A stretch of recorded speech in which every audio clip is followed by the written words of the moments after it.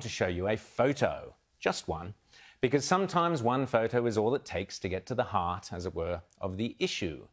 This was the famous photo, for instance, that showed a young girl running terrified down a street in Vietnam that galvanised Middle America against that war.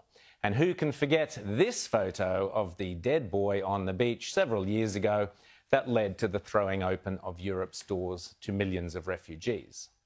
The reason these photos are so powerful, of course, is because they trigger an emotional rather than a rational response, which is why the media and the left-wing propagandists love them. So much easier to tug at the heartstrings than to offer up fact, reason and logic. Currently, a war is raging in Israel, and here is the photo that tells you everything you need to know about the history and the future of this conflict. This is what is called the Iron Dome at work in the skies above Israel. On the right-hand side of the photo, you can see the deadly rockets being fired out of Gaza in an aggressive and deliberately offensive act of war, designed to kill and maim as many innocent, everyday Israeli citizens as possible. Those rockets, by the way, have been supplied by Iran, funded in part by the Obama-Biden administration, and indeed by countries such as ours via our donations to the United Nations.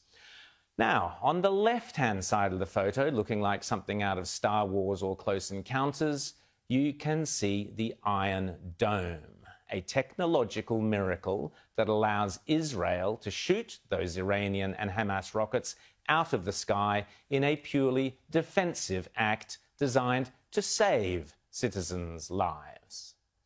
Now, allow that to tug on the logical side of your brain rather than tug at the emotional strings of your heart. On the right-hand side, a barrage of deadly missiles supplied by the terrorist Iranian regime to the murderous thugs of Hamas, designed to kill Jewish men, women and children as they sleep in their beds.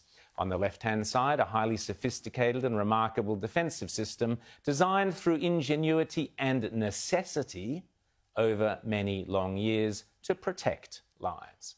That is the story of the Gaza conflict and the history of Israel and Palestine. Pretty much everything else you will hear is obfuscation, distortion and lies, including this insidious rubbish that the Palestinians are the victims courtesy of the pernicious moral relativism of the left, peddled incessantly by the mainstream media and spouted by fools such as the creepy former leader of Pink Floyd, Roger Waters. Unless some pressure is brought to bear upon the Israeli government to stop their ferocious, murderous attack on Gaza. What rubbish.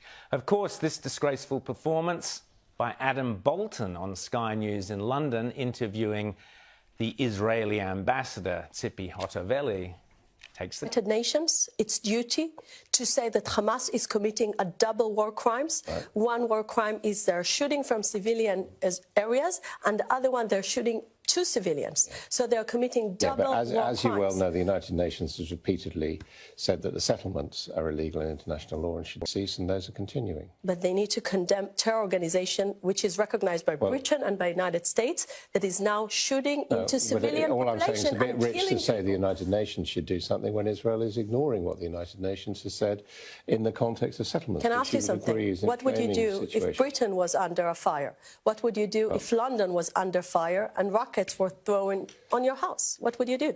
Do you think Britain would have sit silent, not protecting its citizens? Do you expect any sovereign country not to protect its citizens? Of course you can protect citizens. The question is the retaliation and the attacking of civilians in Gaza and elsewhere, which, as we know, once again is leading to disproportionate suffering on the Palestinian side. Disproportionate, settlements. So just to be clear, in the eyes of the woke left, Israel should sit back silently and allow its citizens to be blown to smithereens by rockets and bombs because of complicated historical reasons. There are some disputed Jewish settlements out in Judea and Samaria on land that, by the way, for over 3,500 years has been the home of the Jews. That's your lefty logic. Oh, and if Hamas fires thousands of deadly rockets into the suburbs of Tel Aviv, if imams call for Israeli Muslims to rush out and buy cheap 5-shekel knives to slit the throats of their Jewish neighbours alongside whom they have lived peacefully for decades, as they have done, if synagogues are burnt to the ground, oh, that's all hunky-dory. But it is disproportionate.